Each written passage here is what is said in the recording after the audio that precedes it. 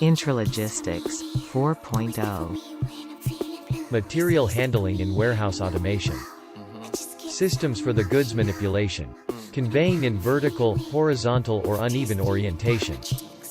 Control both of the system overall as well as checking every piece of parcel, pallet, beam, bottle or any other object being conveyed, for each error that counts.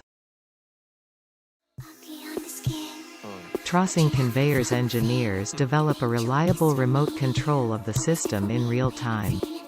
It allows us to improve the efficiency significantly through the better inspection and predictability, resulting in so-called act before it happens maintaining, ending in dramatically shorter downtime. Call us, and find more on your own possibilities.